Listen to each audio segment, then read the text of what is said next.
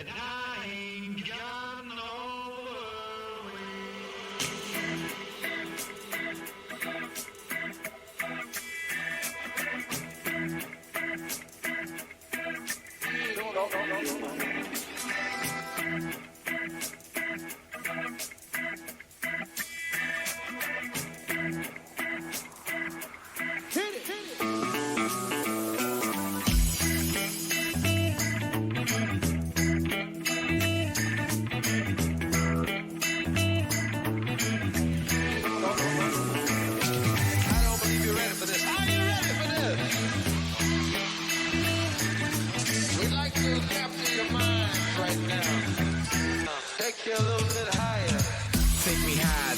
I got the fire flow. Shorty getting down, going up the fire pole. Radical, in the mitten where we mad cold. I got the bullfrog flow. You a tadpole. Feel the love. Welcome to Someone's Favorite Movie, the podcast where every movie is someone's favorite. I'm coming to you from the Pod Shack outside beautiful Flint, Michigan, USA. My name is Randy, and with me is a special guest, a film guy most epic, from the Epic Film Guys podcast, M-O-O-N, that spells Nick. Hey, buddy, what's going on? Laws, yes, Randy. Laws, yes. Oh. I'm finally here. You are finally here on someone's favorite movie. We finally shuffled Tomko, out the door for a hot minute. Yeah, Tomko's on assignment tonight, so I don't know what he's doing. Probably being cool and drinking craft beer somewhere and petting his dog. Who knows? Ugh. Probably. But thanks for being on. My Life for You. I can't believe your good friend, director Brennick, made it on before you, but, that's what happens, I guess. Dan likes a lot of trashy movies. I mean, it makes sense to me. That is true. However, you yourself should be becoming a huge fan of the trash, because over on the Epic Film Guys podcast, you are covering canon films. And that's right up our alley. I mean, that's my bread and butter over here. Stop reminding me. But you found some unexpected diamonds in the rough you didn't expect to enjoy. So very true. Ninja 3 is wow. Like, you want to stand up on your couch and just clap the whole time that movie's playing, just because there's ninjas just legitimately flying everywhere. What's better than that, honestly? Listen to you poo-poo Masters of the Universe while Justin fearlessly endorses it. That's podcasting gold right there. I mean, it was fine. It was fine. Langella's great in it. I mean, I can't take that away from Frank Langella, but come on. I mean, it's, a lot of these movies don't play all that well outside of like their original kind of time frame when they were originally released, Yeah, that's true. I can't imagine some 16-year-old today watching Masters of the Universe and being like, "Oh man, I love this movie. It's really great." It's more no. Yeah, it's really nostalgic more than anything. That's what we play on here, nostalgia. Ooh. I do enjoy, however, finding stuff that nobody's ever heard of before, because it fascinates me how some movies find the backing, the gumption, just the sheer balls to exist in this universe. You gotta love the what it must have taken for that filmmaker to go to producers and production companies and pitch that movie just to try to get a little bit of budget, and how hard it must have been for them to scrape together even the few meager Hollywood pennies, we'll say, not just pennies overall, but just to put some of those films together. I've heard some of those films that you've talked about on this show, and it's just like, right. Yeah. I mean, just imagine somebody making, some Roar, for example, that we covered on this podcast. Check it out in the archives. Thank you. Just listening to Noel Marshall describe that movie to his friends, and them trying to be friends and being like, "Yeah, that's a great idea," and then afterwards going home and being like, "Oh my God, what's wrong with him? He's insane." I mean, I'm more impressed with all the crew and all the actors in that movie who saw all of the live animals and were just like, "Yeah, this seems like a great idea." Yeah, I would have been gone after the first maiming. I mean, that's when I would be like, "Yeah, I'm out. Sorry." Ah, Oh Jesus, yeah. I can't even. But today we're covering a movie that's, well, it's not even a movie, really. We're bending the rules a bit. It's more of a mini-series, I suppose. Yeah, that's right. This is something you've all heard of, I'm sure. It's called The Stand. Everybody loves The Stand, right?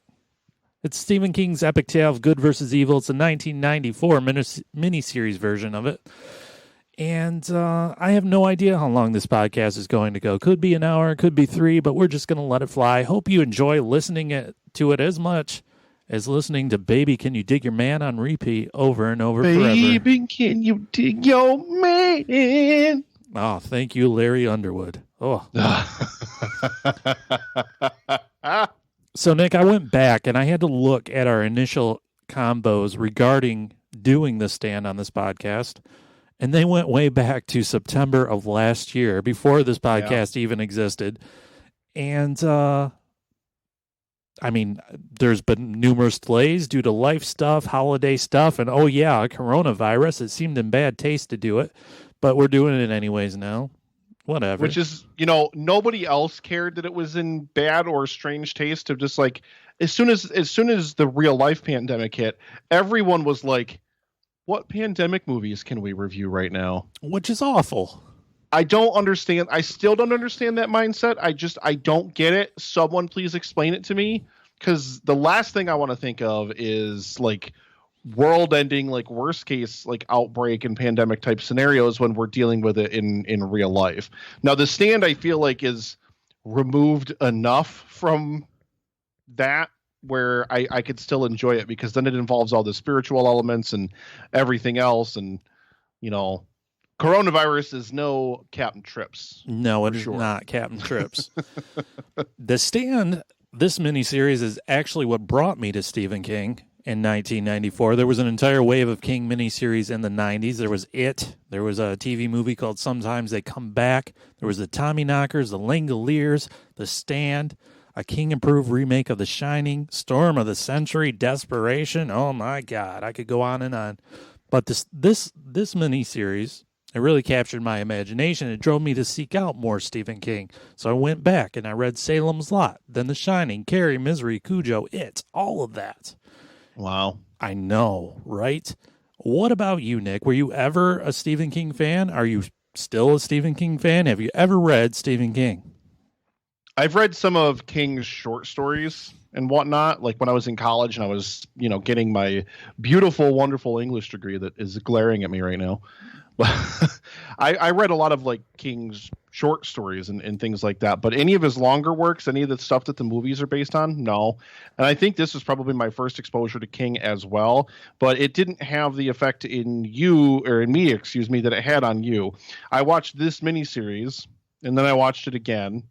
And then I watched it again, and I watched it again, and I watched it again. I never got into any other King stuff because I know he was really, really big at the time. And now, of course, he's in a huge kind of resurgence where all of his properties are getting new adaptations and whatnot, including The Stand. Right. So, no, I saw this miniseries and I just glued myself to it. And now even I loved the new adaptations of It that we got from Andy Muschietti. I loved both of those films, but it's not anything that makes me. If I'm going to read a book, I'm just going to read a book because I want to read a book, unless it's something that really, and I mean really, really captivates me. Like when I first saw the trailer for Cloud Atlas, I immediately bought the book by David Mitchell. Oh, okay. And immediately powerhoused my way through it. And nothing that I've ever seen from King has ever made me want to do that. I got to him in junior high school, and then I got into college, and I was a fancy boy, also pursuing one of those fancy, amazing English degrees, which you have on your wall. Ooh. Yeah, right. And I got a little bit too pretentious for the Stephen King because he was not proper literature. Ugh. So I kind of abolished Stephen King from my life in favor of more heady, existential, angsty stuff. And then I found myself drifting in and out, and I'm telling you, watching this again, after all these years, reignited my love of the Stephen King. So I read The Stand finally. I had started reading it after watching this miniseries and threw it aside because I was hoping it was a little bit different from the miniseries, because one of my favorite characters dies in the movie, and I was hoping that it was different in the book, and it wasn't. Spoiler alert. I know, right? But anyways, I went back, I read The Stand to prepare for this podcast. I'm glad I did it. And it's very close to the miniseries. There's some characters that are left out, some scenes that just don't show up due to time constraints. But overall, it's extremely faithful to the book, which it should be because the screenplay was written by one Stephen King. So if you don't know what The Stand is, dear listener, it's pretty much Stephen King's version of Lord of the Rings. It's a story of good versus evil. It's about a mutating super flu, which is dubbed Captain Trips. And the flu pretty quickly wipes out most of humanity, except for certain people who seem to have a natural immunity to it. Also wipes out most of the domesticated animals like dogs and horses, but leaves wild animals like deer, wolves, weasels, birds, etc. That's too far. You take the people, fine, but not the dogs. Don't you dare. Don't take those dogs. I mean, all of this sounds very familiar to the coronavirus, and poor Stephen King has to... It's pretty bad when you turn to a horror writer to comment on the recent happenings in the world. He was on NPR with Terry Gross, and he said, I keep having people say, gee, it's like we're living in a Stephen King story. And my only response to that is, I'm sorry. Which... What the hell? Wow. This is unprofessional. You call yourself a podcast pro, and I'm leaving that in so everyone knows what an amateur you are. Wow. It's just the ladies blowing up those phones.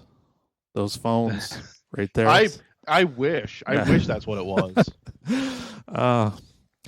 King, to understand what I'm going through right now, dear listeners, go queue up some old episodes of Miserable Retail Slaves, circa 2018, somewhere back in that era, you know, and listen to Randy's online dating stories. That'll about cover it. That will cover it. Things got so bad that King actually posted Chapter 8 of The Stand on Twitter, which is a chapter that explains how diseases are spread. And in the book, he compares it to a chain letter. And I'm going to read it to you real quick. Joe Bob felt fine. Joe Bob is like an officer that visits a gas station in Texas where Stu Redman is, who becomes a main character. Anyways, Joe Bob felt fine. Dying was the last thing on his mind. Nevertheless, he was already a sick man. He had gotten more than gas at Bill Hapscom's Texaco, and he gave Harry Trent more than a speeding summons. Harry, a gregarious man who liked his job, passed the sickness to more than 40 people during that day and the next. How many of those 40 passed it to is impossible to say. You might as well ask how many angels can dance on the head of a pin. If you were to make a conservative estimate of 5 apiece, you'd have 200. Using the same conservative formula, one could say those 200 went on to infect 1,000, the 1,000, 5,000, the 5,000, 25,000. Under the California desert and subsidized by the taxpayers' money, someone had finally invented a chain letter that finally worked. A very lethal chain letter. And there we go. That's how diseases spread, in case you didn't know. I mean, I saw back when the coronavirus first hit, I saw like a lot of people were saying things like, this is just like The Stand, and he actually posted on his Twitter, the coronavirus is nothing like The Stand. Right, exactly. Like, the coronavirus does not... If the coronavirus was like Captain Trips, then there would be no sense in wearing a mask or quarantining yourself or literally doing anything, because it's got a 99.9% lethality rate if you catch it, which it transmits via like literally any and every means. Right.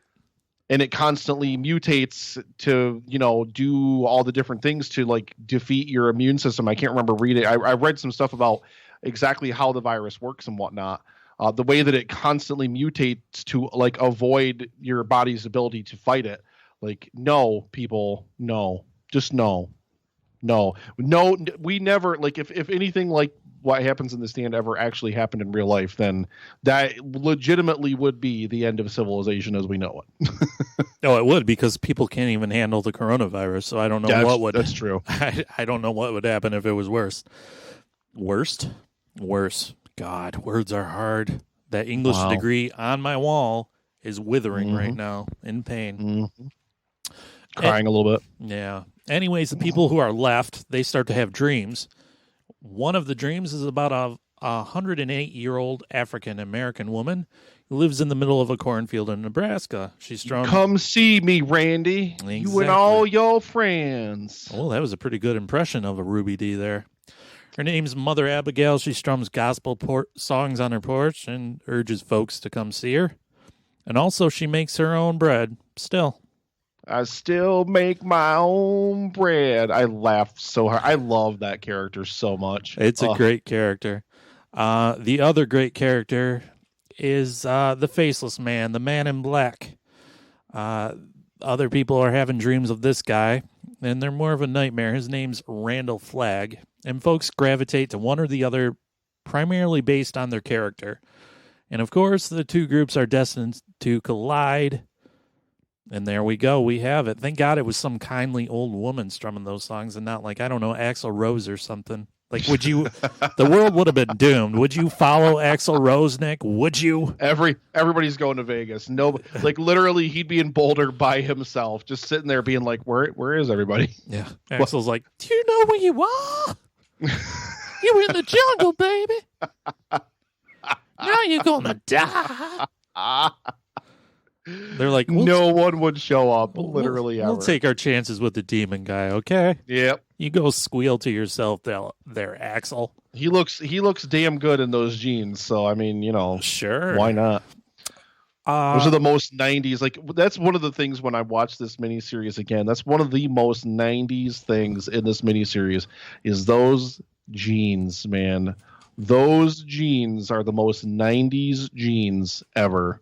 And he wears them like a champion. Damn, Randall Flagg. Ass. Man. I like the way you fill out them jeans, though. Mm-hmm. Correct me if I'm wrong, Nick, but I think The Stand actually paved the way for such things as Lost in The Walking Dead. Like big ensemble cast, high concepts, fate of the world, good versus evil. Am I wrong? I would definitely say there has to be some influence. Has to be. Actually, reading the book, The Walking Dead, that exact phrase is used several times. So I'm wondering if that was somewhat of an inspiration to old Robert Kirkman, who created that series. The Stand, the origin of it. Do you want to know the origin of The Stand, or is that boring? I would love to. Okay. Because I specifically don't know. Okay.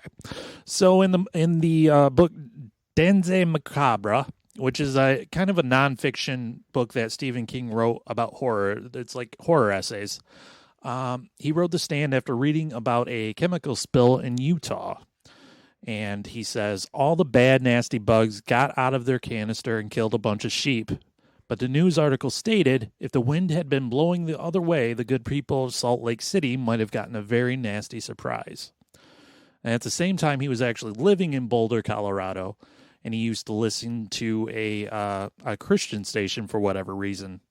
And one day, he says, I heard a preacher dilating upon the text, once in every generation the plague will fall among them. I like the sound of the phrase, which sounds like a biblical quotation, but is not, so well that I wrote it down and tacked it over my typewriter. Once in every generation the plague will fall among them. He also was influenced by a book called Earth Abides by George Stewart, which is about the last man on Earth. And basically, he combined all the things together to get The Stand. Wow. Yeah. In a podcast interview with Mick Garris, who directed The Stand, on Garris's Postmortem podcast, King said he nearly stopped writing The Stand because there were too many characters, so much so that it started to become unwieldy. So he just put it away because, he didn't know what to do with all the characters, which I would think would be a problem with adapting it for a screen. But I think the miniseries pulls it off pretty well, don't you? I think, yeah. I mean, there are some characters, we talked a little bit before we recorded. There are some characters that get the shaft here. especially if they're members of the Boulder, like the Free Zone Committee, but we don't know literally anything about their characters. Like that's a little bit of a failing. But given the constraints of adapting a novel of this size into 4 parts of a television miniseries, there are a lot of characters that really get a good amount of depth here. Yeah, I think it does a pretty great job. The Stand aired on ABC from May 8th to May 12th, 1994. It was nominated for 6 Primetime Emmys, had a budget of $28 million, which is great. They weren't pinching pennies for this one. What do you think of the score? I know you talk about score a lot on Epic Film Guys. Does the score strike you at all for the Stand? I mean, a little, I guess. A little bit. I mean, like there are some memorable, songs on the soundtrack. Yeah. That pop in there. I mean, we won't talk about Larry right now, but there are some good, actually like popular hits. Like, I mean, I want, like, when the 2020 version of this comes out, they have to include Don't Fear the Reaper in there somewhere, because it's so, every time I hear that song, I think of this miniseries. Like, that's what ties that song to this miniseries for me. It's just like, you see the Crow, Randall Flagg, at the facility where the virus is released, walking across the road, and just, that part of the song where it's like, like that whole thing, like that's like indelibly like burned into my brain. So it uses some popular music and everything really, really well. And I think the best parts of it really start to hit once the 4 guys leave Boulder and head to Vegas. Like, Mother Abigail sends them on their charge to go confront Flagg at the end of the 3rd chapter. And then you get that big swelling score. Like, that's great, but like, it's just not really all that present up until that for me. Like, that was kind of, I'll be honest, like when I watched it, I sat and watched it all in one shot, like I told you. And that was really the first time I noticed it. Yeah. Yeah. Don't Fear the Reaper is basically in the very beginning of the show when the virus is unleashed. Don't Fear the Reaper by Blue Oyster Cult plays, and it shows all these images of people just dead whatever they were doing, they dropped dead in this facility. One guy escapes from the military compound, and he goes to Texas to spread the disease, which is the chain letter that Stephen King wrote about, really. It also, I can't really remember the scene where it kicks in, but I think it's the beginning of the 2nd chapter when Crowded Houses Don't Dream It's Over kicks in. Is it the 2nd? Yeah, I think so. Yeah. It was just a montage. I thought that was very effective. I feel like Randall Flagg has his own theme in this too. They're like a twanging guitar, kind of folksy. I love that. Every time he's on screen or comes around, I mean, we should talk about Randall Flagg. He's probably my favorite part of this entire thing.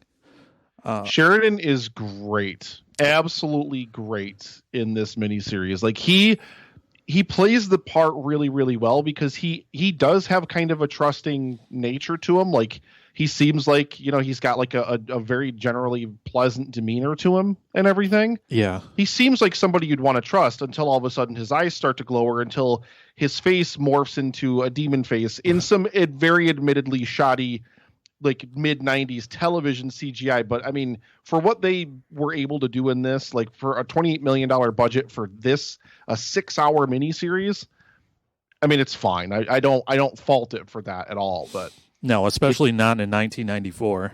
Yeah, it does look really funny whenever he transforms into the demon version of, like, every time I just laughed when I was watching it. Yeah, I read whoever designed the makeup effects wanted him to look like a goat, a cross between a goat and a human, and I guess they achieved that, but it looks dumb.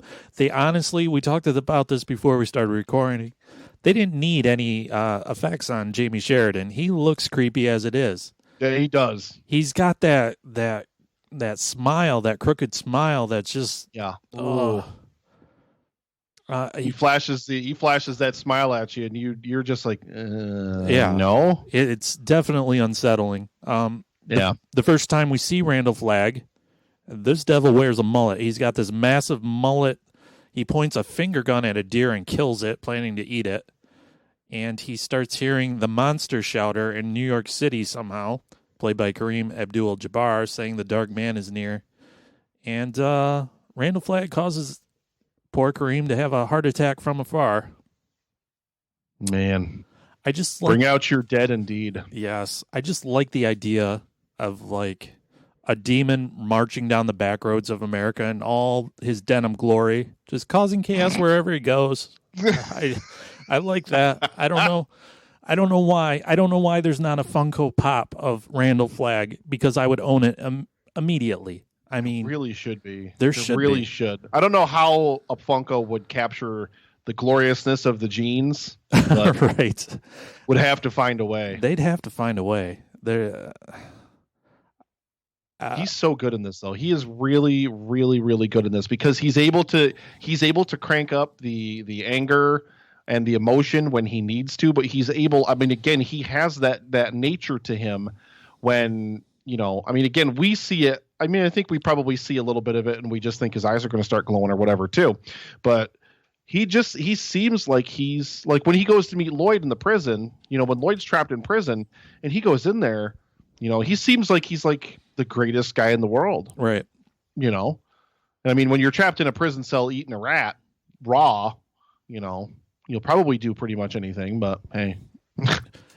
Actually, in the book, it elaborates that on that a little bit more. He was about to eat the leg of the inmate in the cell next to him, because I think it alludes to that. Yeah, a little bit in the thing, but it doesn't actually. Like it doesn't actually obviously go into that kind of depth or anything. Like we don't hear about that or we don't see that. Right.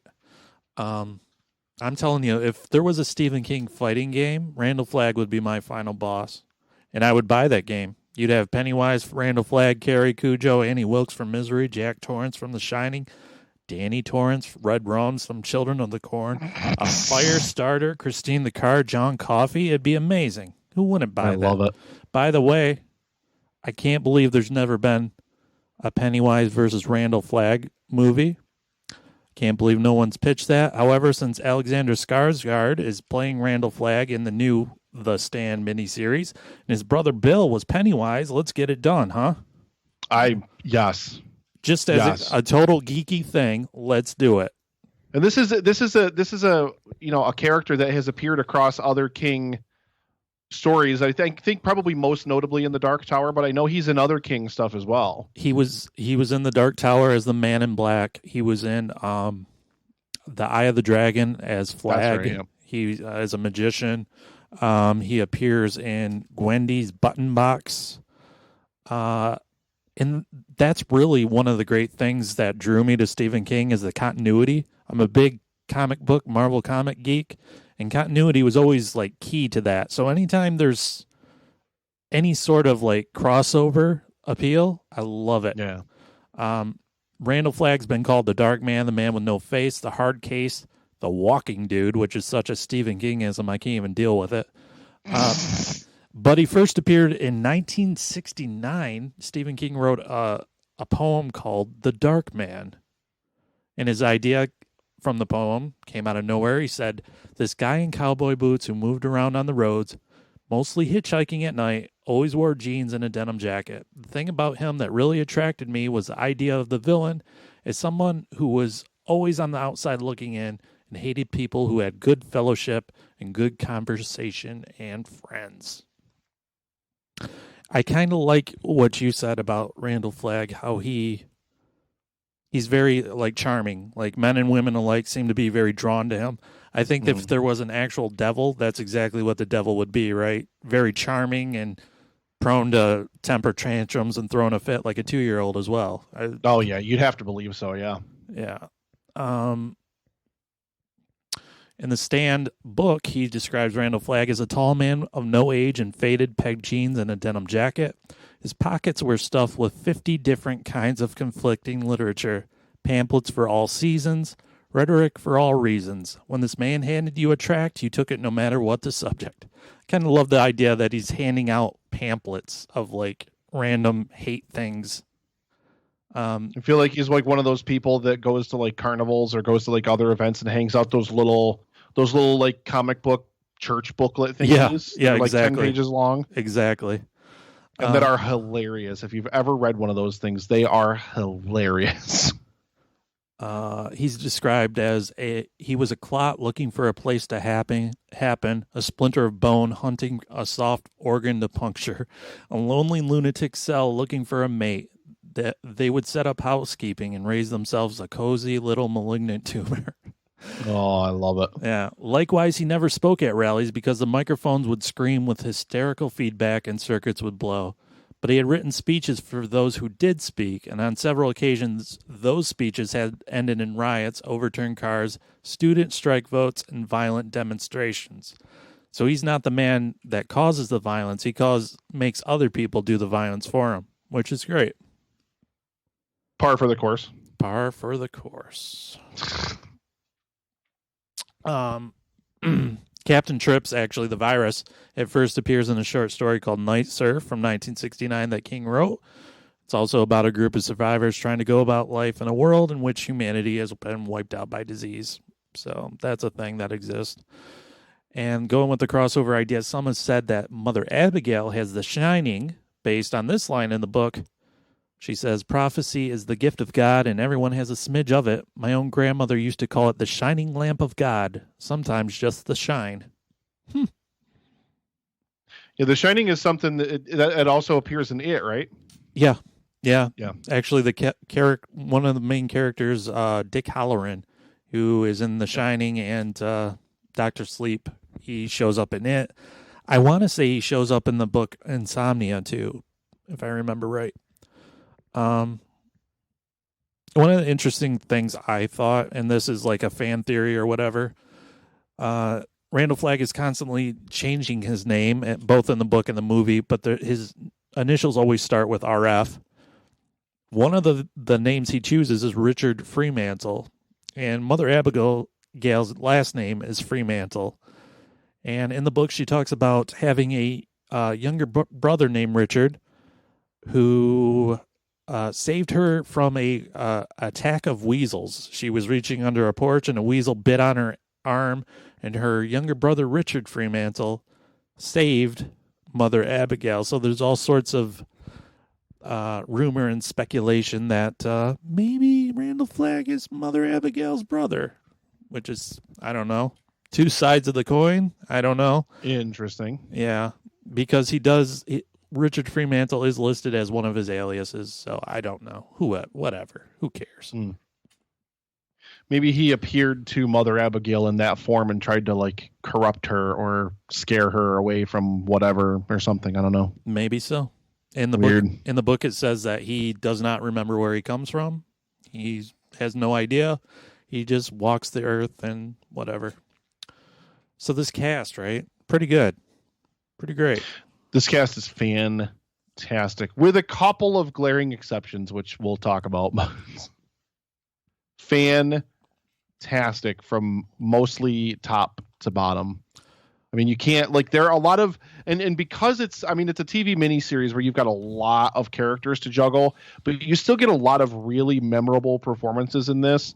Performances that kind of, you still remember them. They stay with you, like, even after you're done watching it. Aside from Sheridan, like, you think about Bill Fagerbach as Tom Cullen, like, he's my favorite character in this. Always stays with you, like, whenever, when we even like first started talking about doing it, or even when I see random stuff pop up on Twitter, sometimes I'll just be like MOON, it's so, and he's like the perfect actor to play that kind of character, because he's a mentally challenged character. Yeah. And Bill Fagerbach, he just has that voice. I mean, he went on to voice Patrick Star for literally 5,000 years now, who is also a mentally challenged character. On SpongeBob SquarePants, for those who don't know. Even that was even his shtick in Coach, too. Like, even Dauber in Good Coach old Dauber, was not quite all there. And I think poor Bill, he's just got that. It's just the way his voice sounds. He just sounds, for lack of a better term, and don't crucify me for it, but for lack of a better term, he just sounds simple. Yeah. Like his voice, like he just sounds, like whatever. If that makes sense. Yeah. He does such a great job in this movie. He's so likable. He's so good. Yeah. He kills it, and you're right. Me and my cousin and I have done that MOON thing ever since the miniseries came out, like randomly. You know, it's one of those things that really sticks with you. Like you said, Gary Sinise as Stu Redman, man, East Texas. He had a pretty good 1994. He was in this and a little movie called Forrest Gump, which he was nominated for a Academy Award for. You realize how freaking good he is in this movie when he's acting opposite of Stephen King near the end of the movie.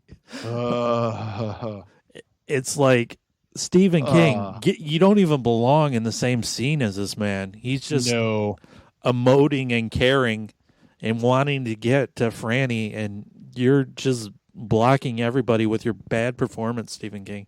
I understand that you wanted to be in the movie, but you could have been a background character or something. You didn't have to have lines. The same thing happens when he's in the car with Nadine and they're on their way to Boulder. He is just excruciating to watch as he's delivering the dialogue. It's just like, just come on, Steven, just stop it. And it's like he gave him... Could have done a cameo. You could have just appeared randomly and not headlines. And it's like he gave himself the worst dialogue too. Like he's talking to Nadine and he's like something wowzers, and I'm like, nobody says wowzers in real life. Who are you?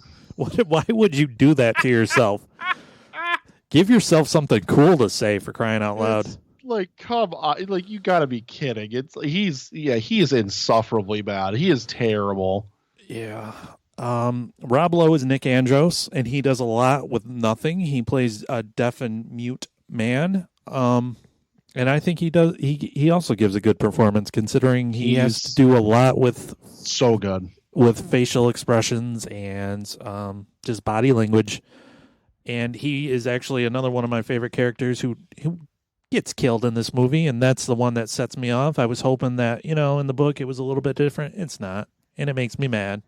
It's heartbreaking too. It's really, really heartbreaking, because he and Tom are easily like two of the most endearing characters in the miniseries. Yeah, for sure. I mean, like, really you gravitate toward them because they are so good and they are so sweet, and like you have like your goodness in like a lot of the other characters that end up going to Boulder and to Mother Abigail and whatnot, but these are like the two most like pure good characters in the story, and they're just so like, they make this amazing duo. Like, you love like when he first meets Tom Cullen, and Tom's got all the mannequins and everything like all out in the street, and he's talking about like, oh, everybody just went up to Tulsa or wherever he says. Oh yeah, Kansas City. Everybody went up to Kansas City, like, and you immediately just latch on to that character, and you love that Nick is like, yeah, come along, let's go. Yeah. You can come with me. And then I love this scene where when they run into Ralph along the side of the road, he still has never learned Nick's name. Right. In all this, but then Ralph tells him when Nick writes the message to him, says they're going to Boulder or whatnot, and then he grabs his hand and he shakes it so excitedly and so happily. Like, they're just two of the sweetest. Like, if they would have killed Tom Cullen, like in this story, like when he goes to be one of the spies, to spy on Vegas, if they'd have killed Tom Cullen, ooh, I would, man, I'd have been so mad. Yeah. He at one point, the Boulder group sends spies to Las Vegas, and Tom Cullen is one of them, because they're trying to send people that Flag would not assume they would send. So they send Tom Cullen because of his disability. Yep. And it turns out to be a good move, because Randall Flagg can't read Tom Cullen's mind whatsoever.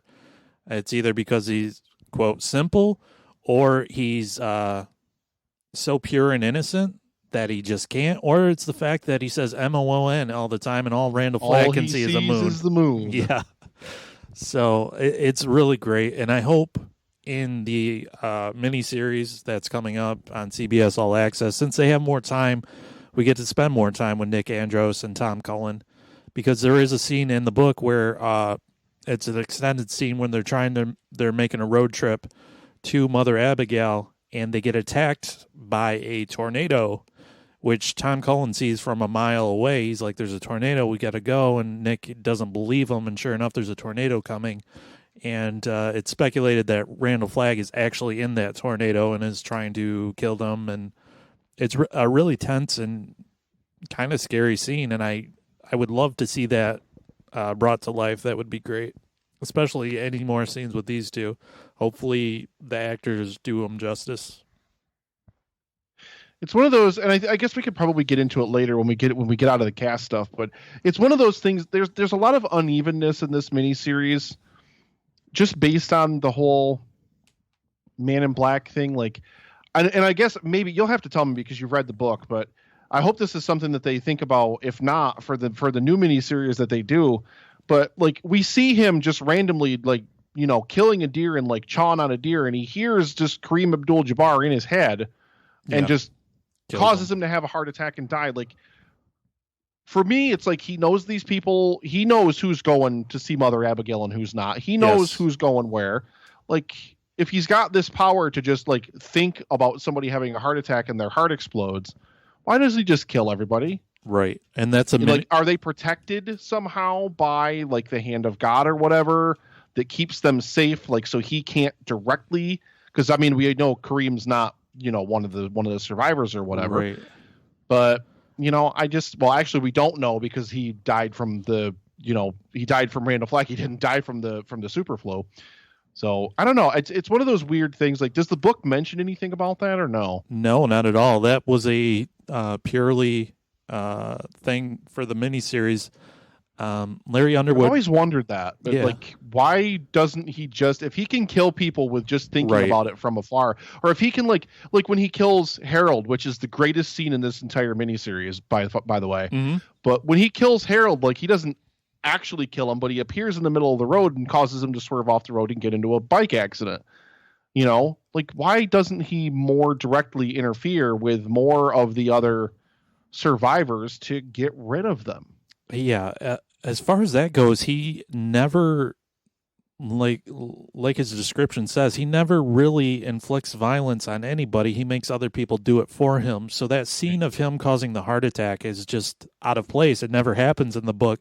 There's one exception that he actually kills somebody, and it's one of his flunkies from Vegas who is sent to kill the judge, who Flagg knows is one of the spies, and he wants the head intact because he wants to send it over to the Boulder Free Zone to send a message to stop fucking with Randall Flagg. Well, his flunky shoots him in the head and ruins the thing, and so Flagg actually grows teeth and bites the guy's throat out in the book. That's the only time he actually attacks somebody. So that's the only time he he kills him directly in the miniseries too. It's Sam Raimi. Yeah.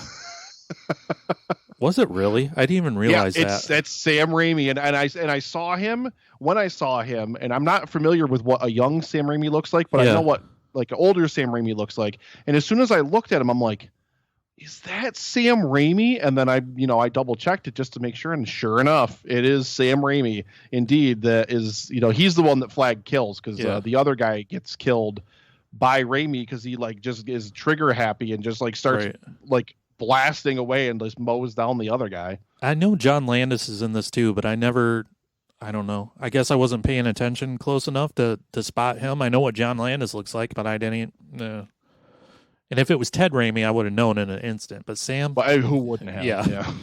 Sam, no.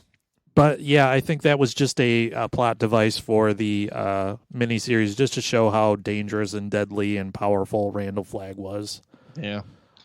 I didn't know if it. I was just like, man, like, are they all just like protected or whatnot? And it's just like, or is he that arrogant that he would rather just see if he can sway them with, earthly desires, like he ends up doing to Harold, because Harold's jealous because he's trying to bat way out of his league and has no shot in hell. Yeah. The judge in this movie, or in the miniseries, is played by Ossie Smith, who's married to Ruby Dee, who plays Mother Abigail in this. Yep. And I feel like we get no sort of backstory on Mother Abigail in the miniseries whatsoever, which is a shame.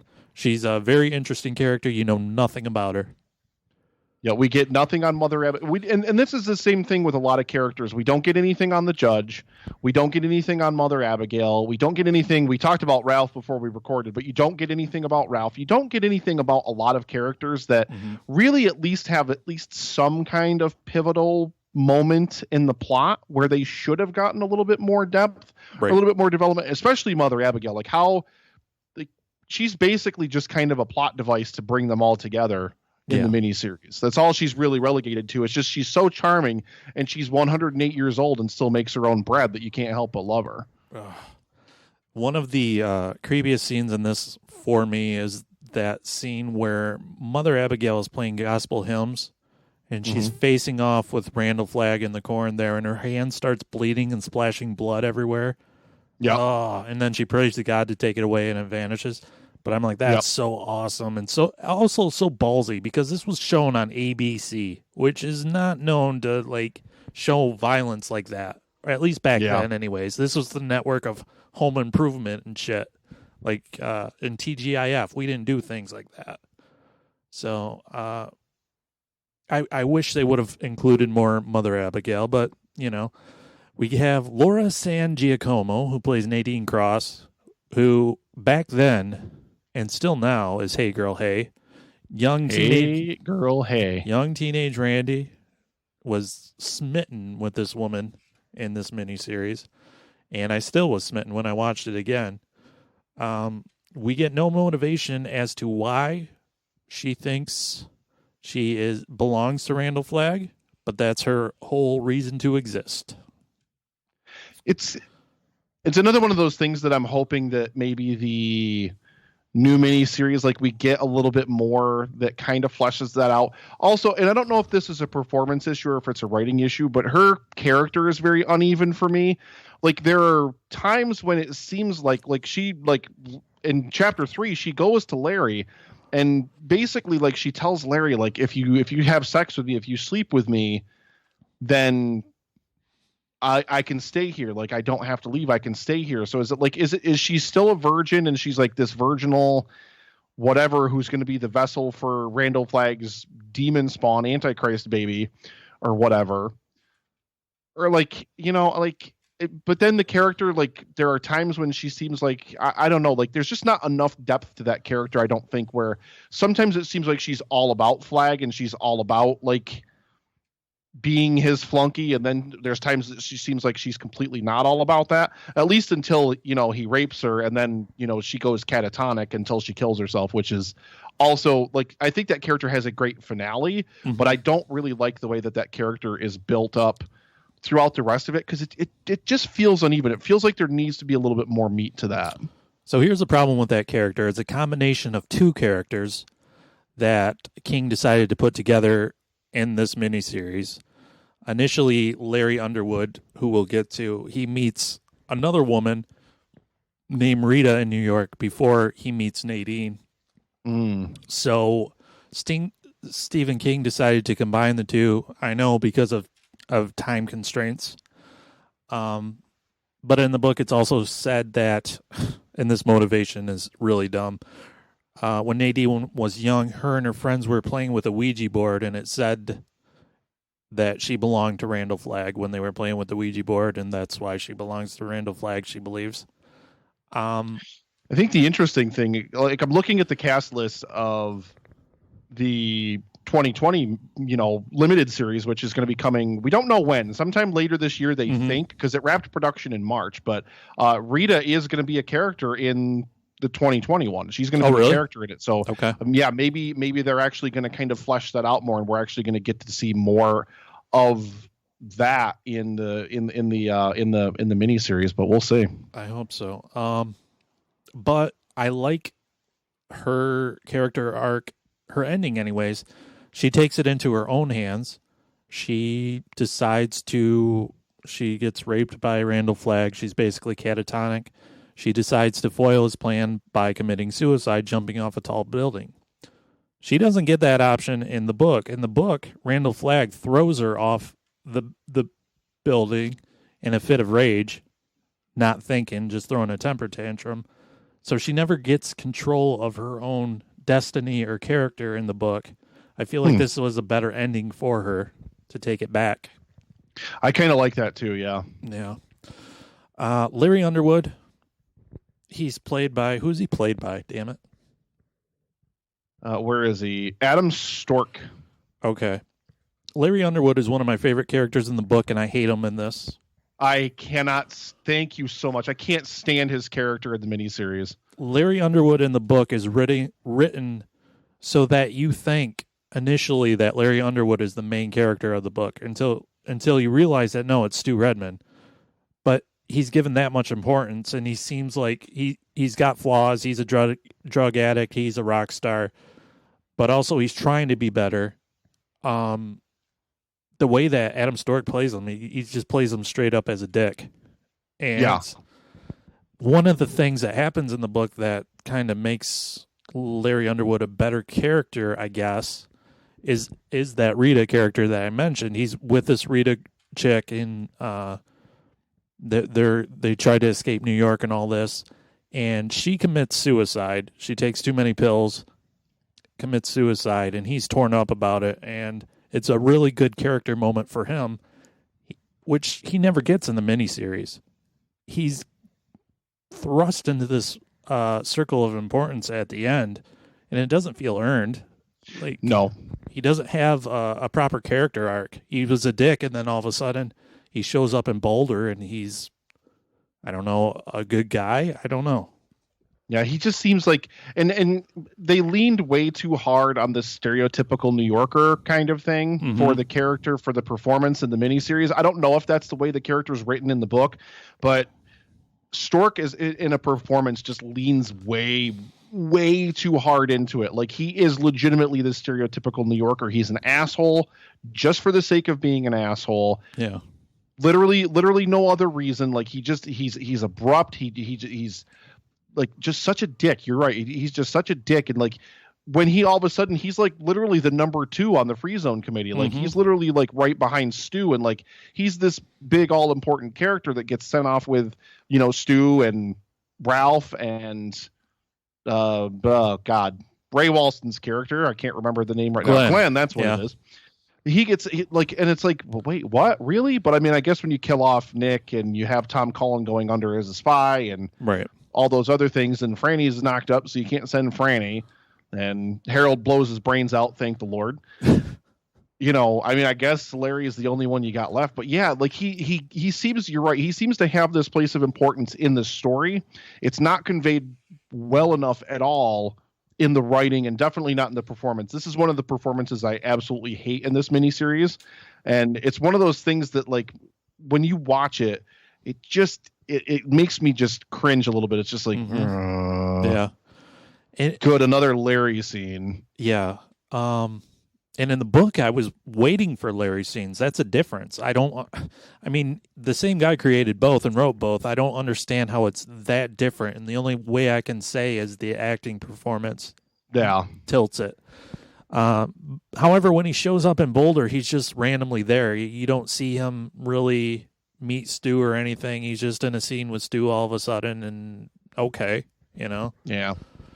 Once they kind of, there's a lot of stuff on the road to Boulder. Like, after, a bunch of the characters all meet Mother Abigail, and then they all road trip to Boulder. Once that group of characters reaches Boulder, there's like, one or two shots of a bunch of vehicles coming to Boulder. And then literally the next scene is like a whole huge crowd of people all together. Like, that's literally the whole thing. Yeah. Franny Goldsmith is played by the great Molly Ringwald, who everyone knows. Oh, my Lord. Everyone knows from all those movies that everyone loves from the 80s. I think she's really good in this, too. She is great in this movie. She looks absolutely gorgeous. Like, you can see why, Stu would have a thing for her, like, obviously. And she's amazing. Like, she gives a really, really great performance as well. The one thing I really dislike about Franny, and I don't know if it's this way in the book as well, but I don't know if this was something that maybe they just omitted because they wanted to get to the plot with Flag and Vegas and everything, but she really gets sidelined in like chapter 3, especially like parts 3 and 4. There's like almost no Franny. Yeah. And then parts 1 and 2, you get so much Franny. Like, she's a huge character. But then, once she gets to Boulder and gets knocked up, she just kind of gets relegated to, all right, you're knocked up, go away duty. Like, she's just not really as much of a presence. Is it like that in the book too? No, she plays a pretty important part. She actually sees that the bomb is going to go off. during the meeting session. So she kind of sounds the alarm, and that's when Nick dies because he kind of goes after it for whatever reason, which seems dumb. And her pregnancy is there all along. It isn't just randomly brought up. Like when I was, she's pregnant before she ever meets Stu in the book, right? Yeah. Yeah. She's pregnant all along. She got knocked up with this dude she was seeing, and I don't know. It just she just is randomly pregnant, and it's never addressed beforehand. And then, hey, I'm pregnant. Like after they finally find Stu and they get back, and it's like, almost the epilogue of the miniseries. Yeah. Where like she has the baby, and then the doctor comes in and is like, oh yeah, the baby is fine. The babies will be immune to it. No problem. We're good. I wish they would have played with that more. Like I wish they would have played more with that idea of like literally the end of the world. Like literally like we're the last of humanity. Like, can we even have children? Like I wish there would have been that conversation in the miniseries. And I mean, again, this might be my ignorance of the book, and you can fill me in on it, but I would love it if that kind of thing made it in to the 2020, where there's that whole other side to the fact that, yeah, we survived Captain Trips. We're the 0.1% of humanity that survived Captain Trips, but is it still around? Can we even have children? Can we continue on, or is the human race doomed? Like, is this the end of us as a species, period? Yeah. In the book, there was a bunch of pregnant women that had joined up, and a lot of the babies did not survive. Franny's did. It kind of fought off it wasn't immediately immune. It kind of just naturally fought it off. I don't know. Yeah. I hope the character wasn't just included just for that reason. Like, well, what about humanity? Oh, here you go. Yeah. But she's a great character in the first two parts. But yeah, she really gets sidelined once they get to Boulder. You basically don't really, especially in part 4, you see almost nothing of her. Yeah, she's a little bit smarter in the book as well. She discovers that Harold and Nadine are up to no good. Her and Larry break into Harold's house and discover he's been writing a journal about how he wants to kill Stu and everyone else, and so she's got a lot more wherewithal. Which brings us to Harold Lauder, who you can't stand. Dear Christ! Oh my Lord! This is the most insufferably bad performance in the entire miniseries. It's like the performance that we get for Larry on steroids. He almost, like, the way he plays the character is like he's annoyed to even be there. Like he's annoyed to even be acting in this. Like, why is he annoyed literally all the time? Yeah. Why? He's just pissed off constantly. Yeah. Like, I just want to throat punch him. Like, every time he's on the screen, he's insufferable. And it's like, dude, like, I get that you're hot for Franny, but like, you are batting so far out of your league. It's like they have that scene with Stu, like where he's like being a giant asshole to Stu, like when they first show up and they first meet, and Stu has to pull him aside and he's like, look, dude, I'm not trying to go after your girl or anything. What Stu really should have said is like, dude, you not in a million years. Never.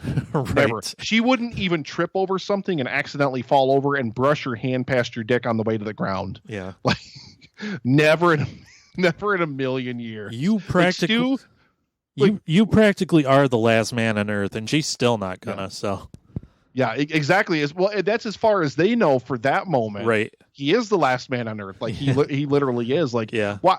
It would have been a much better scene to me, and I would have just loved it because I hate Harold so much. If Stu would have just hauled off and laid him out, like right there, just laid him out, like fine. Like it could still motivate Harold the same way because he's like really mad at Stu, and you could get some good character moments between the two of them to have like a back and forth dialogue about like, dude, I'm just trying to get to, and like the whole insistence on going to Vermont to go to the CDC, like, is so annoying.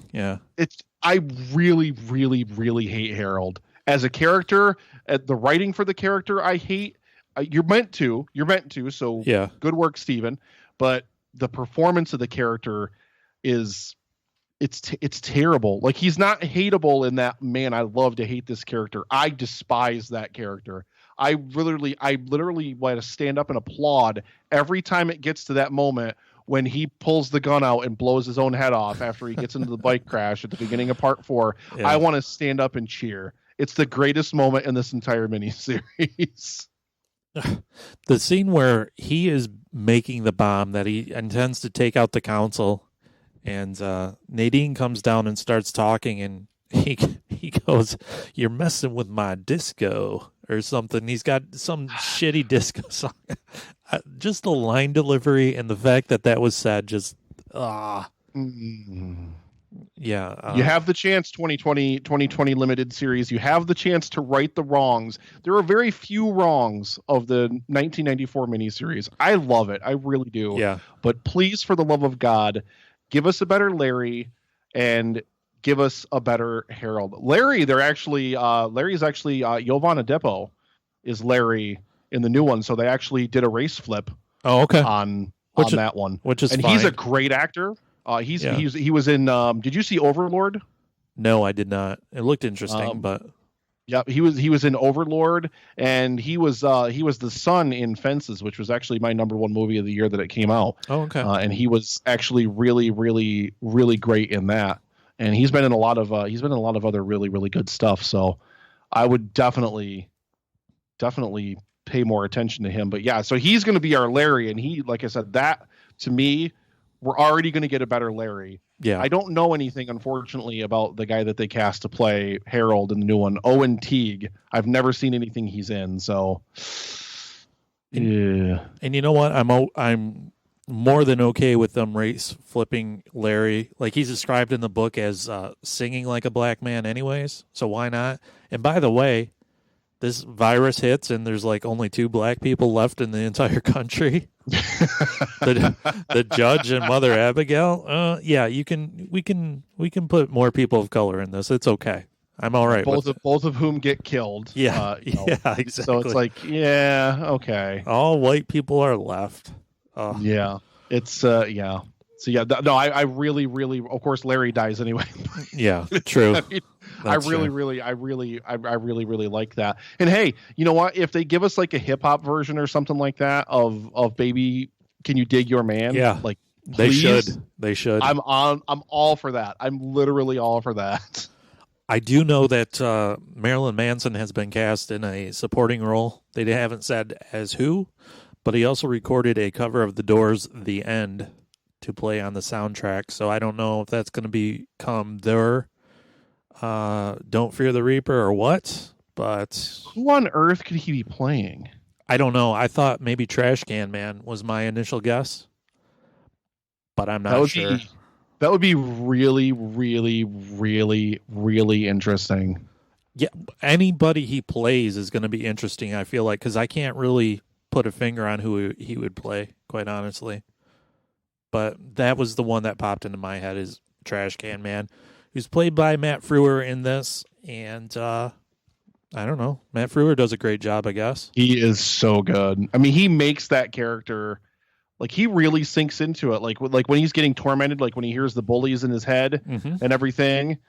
Like, he's really, really great, just kind of showing the anguish that character goes through. And like, I mean, it's one of the most, my brother loves this miniseries too. And I know he loves Trash Can Man. So literally he would watch this miniseries and then my brother would like randomly be doing stuff. And he'd be like, boom, dee, boom, dee, boom, dee, boom, dee, boom. It's like that. He is one of the most endearing characters in this entire story. Now, our very own God of Podcasting on the Epic Film Guys, we were talking about the stand yesterday when we recorded our review of Inception for its 10-year anniversary, and he did make a mention of something that I also tend to agree with, and we can talk about it more when we talk about the end of this if you want to, but the ending of the miniseries at the very least is very, very Trash Can Man Ex Machina. Yes, like, absolutely.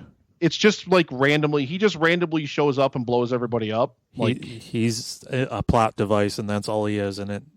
Yeah, it's kind of like, I really wish there would have been more to bringing Flag down than, yeah, here's this really mentally unstable guy that Flag really latched himself onto for whatever reason, not for whatever reason suspecting that, hey, maybe this isn't the best idea. Right, exactly. He's the one guy that's so unstable even Flag can't control him. Yeah, so it's like, you can have a million Lloyds that are disposable that you can let them play around with nukes and get radiation poisoning because you don't care. But why do you get like this one dude who you're like, oh yeah, this guy, I love this guy. Yeah. I don't know, Matt, but he doesn't fit in Boulder either, though. Like, what do you do with Trash if he shows up in Boulder? Yeah, Matt Frewer does a great job, and I feel like he does a lot with nothing. He's not given a lot to work with other than to be a plot device. He's a pyromaniac. He has that aptitude for weapons. He knows weapons, and in the book, he pretty much has a shining, but it's only for weapons. He can find them pretty much anywhere. That's how he's able to randomly find the nuke in the desert at the end of the movie. The makeup effects at the end of Trash, when Trash Can is dying of radiation poisoning and his face is melting off, he looks a lot like Deadpool to me. And I'm wondering if the makeup effects artist saw this movie and was like, hey, Deadpool. You know what he also looks like to me? I don't know if you're familiar with the Fallout series at all, like the video game series. Yeah. He looks like a ghoul. He looks like a ghoul in Fallout.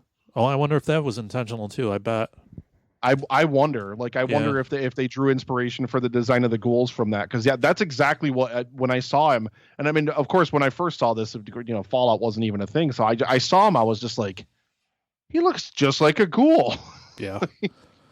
If he calls somebody a smooth skin, then I'm out of here. But we should also mention there's uncredited cameos by Kathy Bates, fresh off. Who is so good at this movie? Oh, she's fuck, amazing. Dude. This was right after she played Annie Wilkes in Misery, and I guess she just did it as a favor for Stephen King. But she's so good, and I wish that character was in it more. So good. I mean, what else do you do with that character? Yeah, really, I don't besides know. just kind of use her to sow fear and whatever else. Like it is a great this random one-shot performance. Yeah. Mm-hmm. And then we have Ed Harris as a corrupt military general, who is also just so good. Yeah, this entire cast is really, really good with a few exceptions. It's spot on. I guess we can talk about the ending now. And I'm just going to say it. I hate the ending. I can't stand the ending. I cannot stand the ending. It's the same as the book. Cannot stand the ending. See what I did there. You're very clever to catch that. I don't like it. The ending, they're in Las Vegas. Larry and Ralph are going. It's a public display. Their limbs are going to be ripped from their bodies. Flags gathered everybody to basically flaunt his power. Trash Can Man shows up with a nuke he found in the desert. There's some uprisings. Flag stops the uprisings with this magical electrical powers he's never had before. Yep. And those magical electrical powers turn into a giant hand, the hand of God. And you hear Mother Abigail's voice, and the hand knocks on the nuke, and it blows up Las Vegas and everybody else. Yep. And that's the ending, basically. And I hate it. I can't stand it. First of all, it looks cheesy as shit. It really does. It looks so bad. And, I mean, I know it's not... I know the effects back then weren't what they are now, but it doesn't look good. And I think it's stupid. Like, you invested all this time. There's literally no reason for Ralph or Larry to go on that journey at all. It's just... Yeah. And that's the thing too. It's like at the end of chapter 3, she tells the four of them, you have to leave now with the clothes on your backs. Don't eat, don't do anything. Literally just leave and go to Vegas and confront Flag. That's what you have to do. That's what God told me you have to do. I heard whatever. But then, literally they do nothing for the resolution of the entire plot because it's Trash that just randomly shows back up.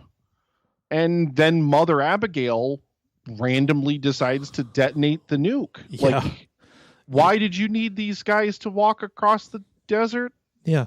You could have had just Trash show up in Las Vegas and the nuke still blow up and all of Flag's people still would have went.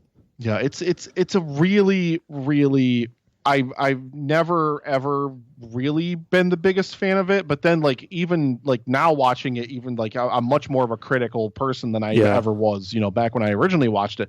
And now watching it, it's just like, this is the most anticlimactic shit. Yeah. Like ever. I literally cringed when I saw it again. I could not believe how bad it was. And it's just like literally like Flag can't do anything to stop him. Literally nothing. Like he just stands there kind of, and then he turns into his demon face, and then he just sits there and yells.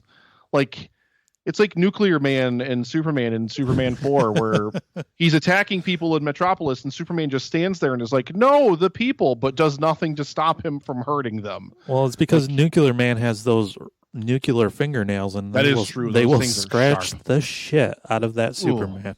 Ooh, yeah. By the way, when I saw that as a kid in the theater, it terrified me. So mission accomplished, Nuclear Man.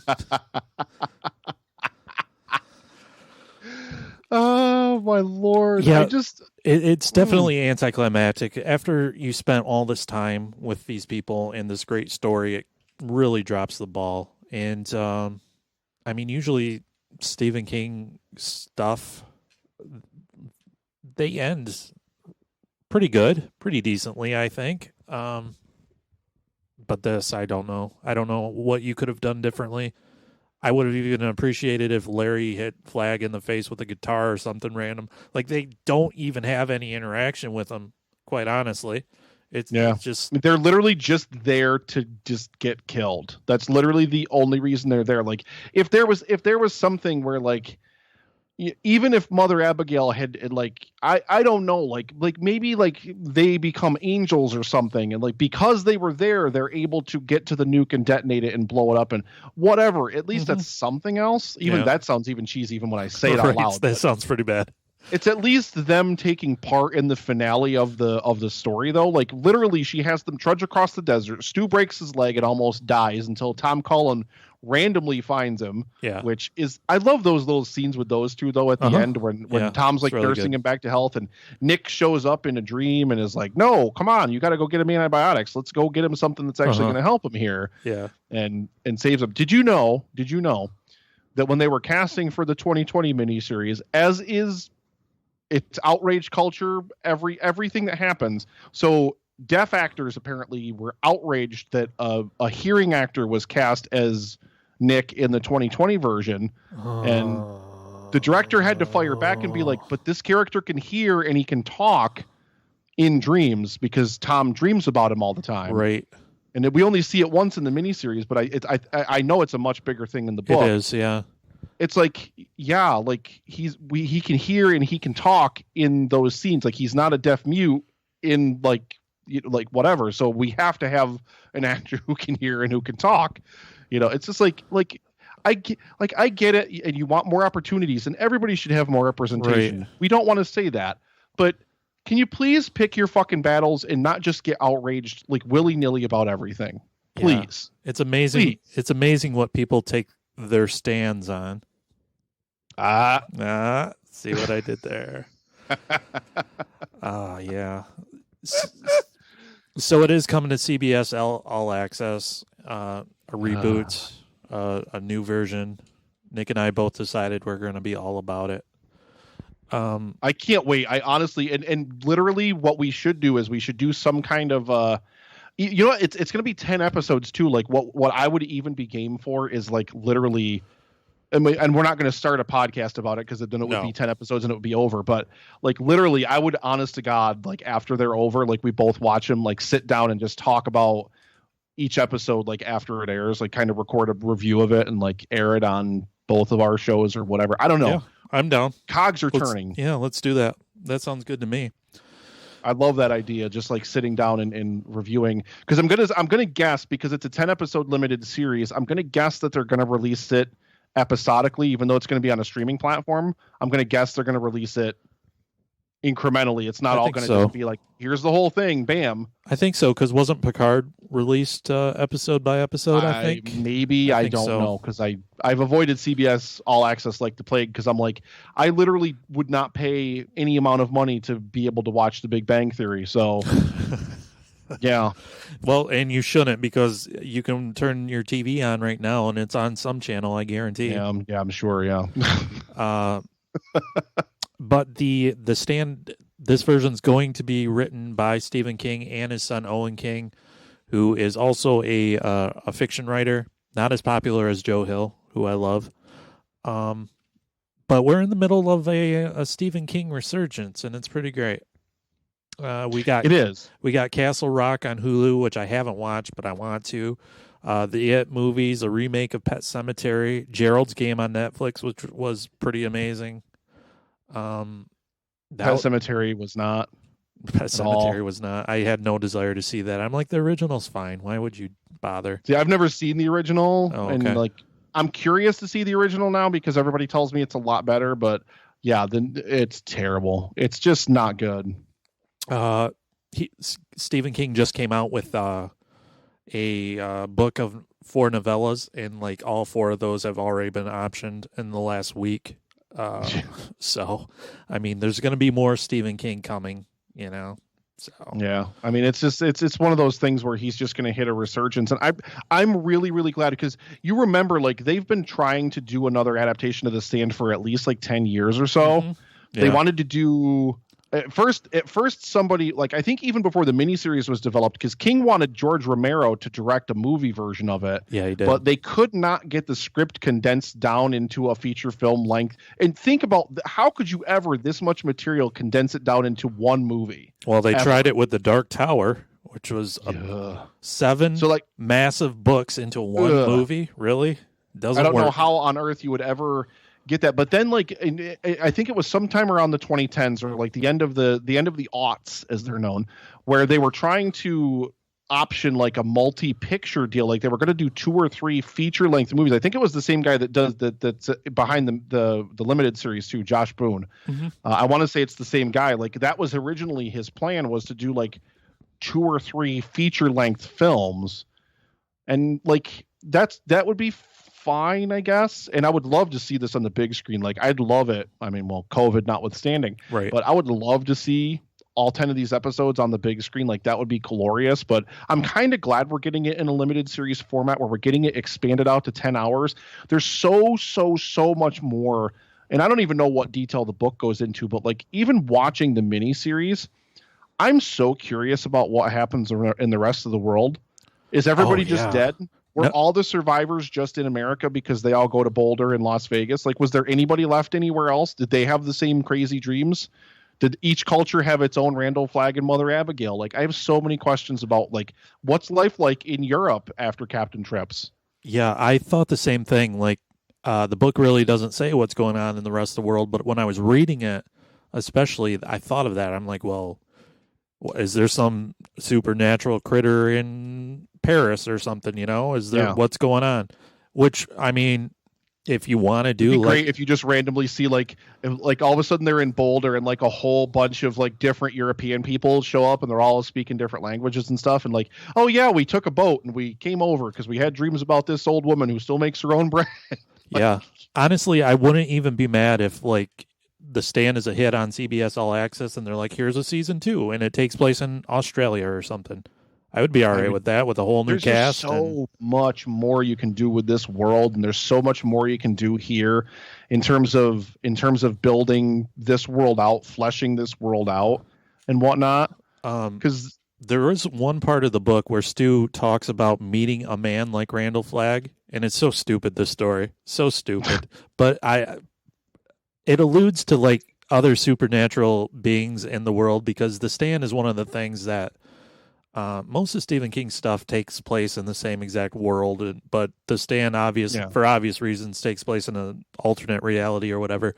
But Stu tells Franny a story about meeting a man like Randall Flagg, and it was a guy with like glowing eyes, and he's really supernatural and charismatic and blah blah blah. Turns out he was talking to Jim Morrison's ghost, and that's literally written in the book. It's so stupid, and I'm like, okay, whatever. Yeah, it's so stupid. Like, why is this here? What commentary is there?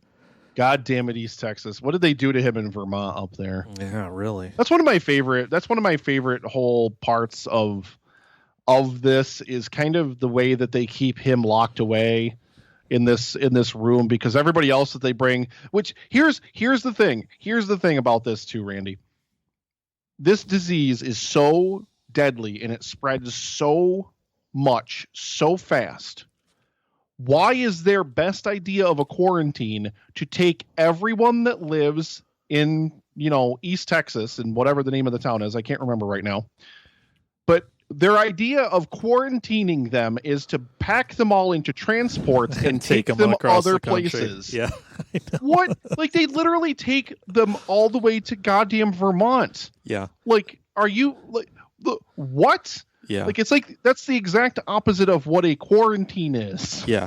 They went through the trouble of blocking off the town, and then they went ahead and flew all those people. Yeah, across everybody the that had contact with Campion, the guard that had escaped from the thing, everybody that had come in contact with him in the town, they pack them on a goddamn transport and take them to Vermont. Like, what? Yeah. I just I don't understand even the sensibility behind that. I mean, I guess you just need to be it's already human engineered, the virus is. It was already humans causing their own downfall, and that's bad enough. But I honestly, I don't think that the miniseries needs to relocate them at all for any reason. No. At all. No. Because it kind of, what is it? I mean, the only thing it really does is it puts Stu on the road to meet Franny, to meet Glenn, and all the people that he ends up meeting along the way on his way to Boulder. That's really the only reason, but I wouldn't mind. I don't know how much they're going to change or what's going to be different. We do know that they're going to do chronological jumps. So I have read that the miniseries will start in Boulder. It starts with the people in Boulder cleaning up the dead bodies and making the Boulder free zone. Yeah. And then as we get to learn and know about the characters in the present of Boulder, we're going to flash back and see how the pandemic affected them and how they ended up getting to Boulder. Yeah. Which I think is a great idea, honestly. I do too. Yeah. I think it's a good way to do it. Because this miniseries is pretty close to perfect. I don't know how you adapt the material better. So I guess you do it in a different way. Which is again, that is just absolutely fantastic, because it allows you to get into a lot more character nuance and whatnot. Mm-hmm. And then it kind of allows you to play thematically with different character arcs as well. Like, where were they here and where were they here?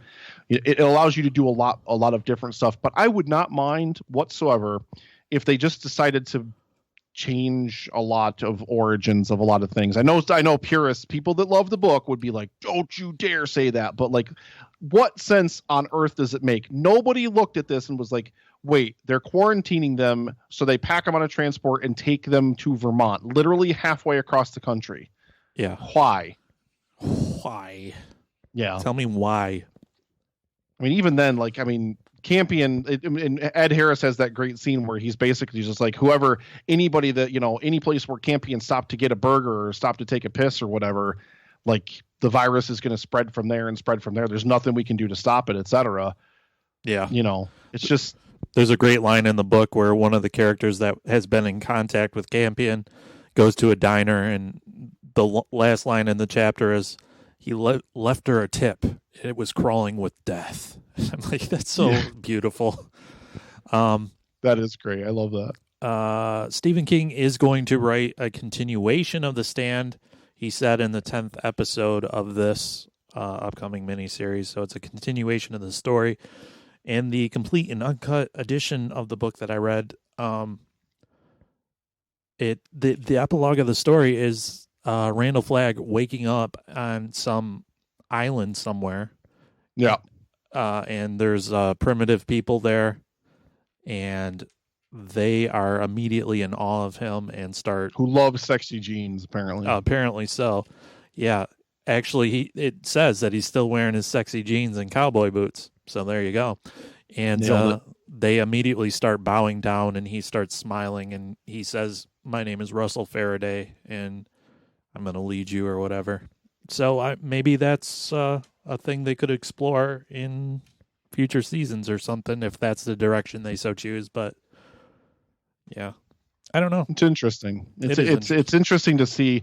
There's just so much. There's so much that they could do with all of it, that I really, really hope a lot of these characters, especially the characters that just didn't get the depth that they deserved in the miniseries, like, because there just wasn't enough time. I mean, realistically, that's what they did. They went through, they cast all these big names. They cast your Gary Sinises and your Molly Ringwalds and your Ray Walstons and all these characters. So then you're just not left with, anything to do for your Ralphs and your Danas even, and like all these other characters that have these pivotal moments in the plot. And then when Dana ends up in Vegas and gets killed, who cares?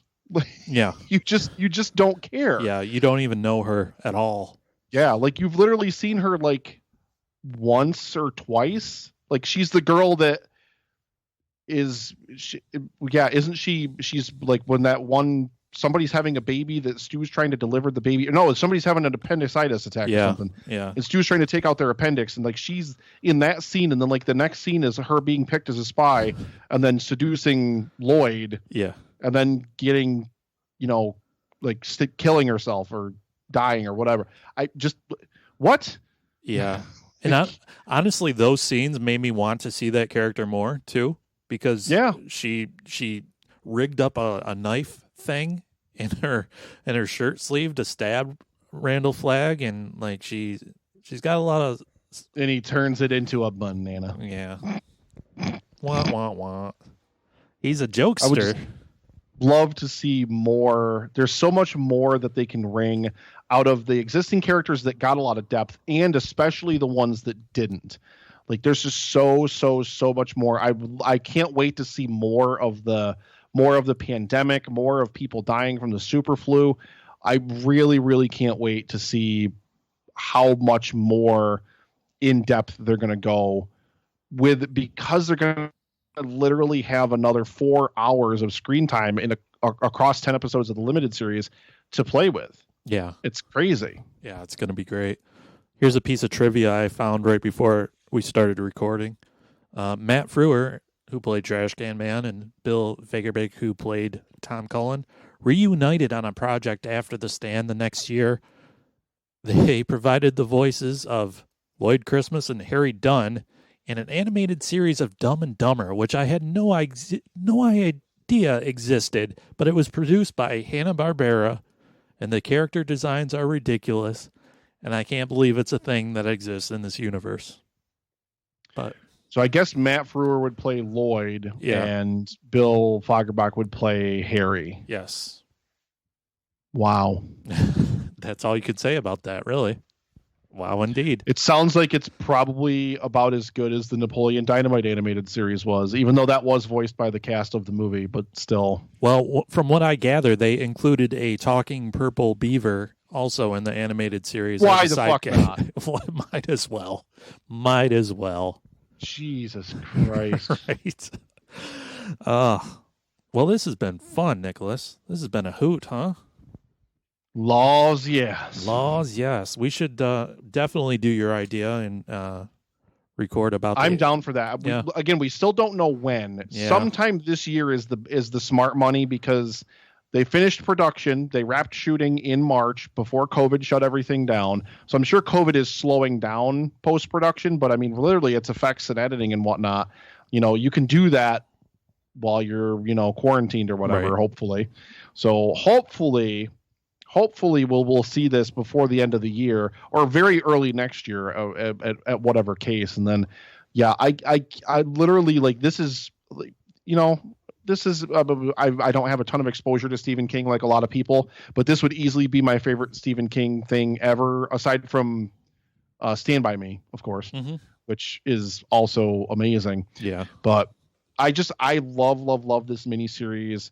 I love the performances in it. Yeah, it's got its flaws, and yeah, it's got a couple of, really, really bad performances, but it's still really, really, like, there's just something so heartwarming when Ruby Dee's like, I'm 108 years old and I still make my own bread. I know, it's so great. just love it. Like you just want to go to Hemingford Home, Nebraska, like right then. You're just like, I'm going to pause this. Hang on. Right. I would love to have you on to do, because I just recently saw you've never seen Beetlejuice. I'd love to have you on to do that. Maybe Storm of the Century, which was another Stephen King thing that came out after this. Whatever. We're up to... Oh, I got an eye roll for that one. You pick my brain, sir, and I will be here for it. Because if Canon Quarantine has proven nothing, I will watch literally anything and talk about it for hours. We should definitely do Beetlejuice, though. It's one of my favorite movies, and I'm curious, because we don't always agree on, when it comes to films, what you would think of the Beetlejuice. I'd be curious to see it. I mean, it's a lot of 80s movies for me, because I didn't see them when I was a kid, because I didn't experience them when I was younger. They don't play for me at all as an adult. That's why I famously hate the Goonies, because I'm like, this movie sucks, guys. But everybody that's seen it as a kid is like, no, it's the greatest thing ever. Yeah, it's not that great. I side with you on that. It's not that great. I'll watch it every now and then, but I realize it's not the best. Yeah. I mean, if you carry if it's just nostalgia, I get that. I get it. I love some movies because they're terrible, but I have nostalgic attachments to them. But yeah, no. Some things are very, very firmly. I wonder how, and I'd be really curious to know about the 1994 version, and hopefully when the 2020 limited series comes out, it kind of revives interest in people checking out the original, miniseries, because it got a Blu-ray release. It got a Blu-ray re-release. Did it really? It did, yeah. I should get that. So it's. I would be really interested to see. I mean, it is very, very 90s. There's no removing the 90s-ness from it. I would be really interested to see what a fresh set of eyes would think about this miniseries just by itself. I mean, obviously they're going to see a lot of people that they recognize that are still, acting today and whatnot, but I would love to hear some opinions from people that have never seen the original miniseries. It is still floating around there. I got my copy at Walmart for $5. It was in their $5 bin, which is a shame, but at the same time, and I feel like the DVD itself was manufactured in 1995. It's really, really bad. However, there it is. Somebody literally had one of those DVD VCR combos, and they just put the master of the DVD in there, and they just recorded it off of a VHS, and that's what you get. Yeah, that's what it looks like. It literally freezes up on me, and whatever. I watched the Blu-ray. I watched a Blu-ray cut of this, like a re-release of it in HD, and it looks great. Like, it looks really, really good. I mean, aside from, like I said, the effects are wonky as hell. Yeah, the effects just do not look good with him transforming into the demon head and stuff. Like the stuff where like it's simple effects, like the glowing eyes and like that kind of stuff, that stuff looks really, really great.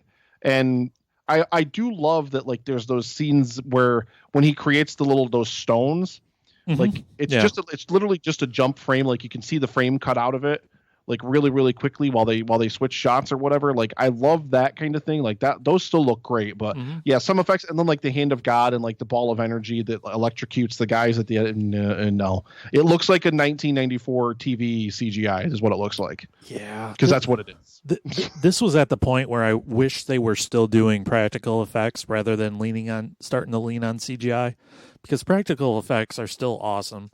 Like, that's the one thing that this miniseries can do wrong, in my opinion, is I don't want to see a lot of CGI stuff. Yeah, no. Like practical effects, some of those 80s horror movies, the practical effects are really weird and disconcerting, and I give it a charm. Yeah, exactly. And I feel like it certainly gives it a charm. And you wonder, how did they actually pull that off? Because I don't know who would think of such a thing, but like, I love the makeup that they do on Sheridan, like the actual makeup of him in the demon guise or whatever. Like, that looks great. Yeah. It's just the transformation is like, it's like the head is like liquid and it like melts, and then the other one it looks so weird. Yeah. It's just like, what? Huh? So bad. Yeah. Ladies and gentlemen, Nick did agree to do a podcast with me. We're going to start a podcast called, and I'm holding him to it, we're going to call it The History of Unimportant Ideas, The Hut. It's going to be... I have never been more qualified to talk about anything than nothing important. See? It's going to be the podcast rabbit hole of pop culture. Probably sometime at the end of this summer that'll come out. It'll be fun. In the meantime, where can people find you, sir? Epic Film Guys. Just search for us. You'll find us. It's not hard. You guys, listen. You guys are listening. You've been doing this long enough. You know how to add a show to your podcatcher. Put us in there. It's not that hard. It's one of the best damn movie programs on the entire World Wide Webs. Listen to you. Laws, yes. Laws, yeah, ammo will win. That spells podcast. Yeah. In the meantime, check out the Big Dumb Comedy Show known as Miserable Retail Slave. And head on over, for crying out loud, to that miserableretailslave.com, where I've been writing blogs and whatnot, including someone's favorite movie blog, where I write about movies that we don't cover on this program here. So we're all praying that Tommy will finish his stairs one day. Yeah. I got an episode ready to release in the can, and I just give it to me. Yet. Fine, here, take it. That's. I'm gonna get on track with that. I'm getting on track with this. We're recording tonight. I've got one more someone's favorite in the can, and I'm recording 2 more tomorrow. So, woo! Yeah, look at you. Look at me. This is what you call a professional, ladies and gentlemen. I did the same thing. We recorded EFG yesterday. Last Wednesday, I recorded 2 episodes for anniversary shows, and I've got something out. No, I've got Nick's watch list stuff coming this weekend. So I've got so many podcast recordings. But that's what you do when, quarantines are happening and global pandemics are raging and we're bringing out our dead and, ringing the bell. Well, this has been a hoot. I hope you do come back for Beetlejuice. And we'll see you next time, all right? Thank you for having me. Absolutely.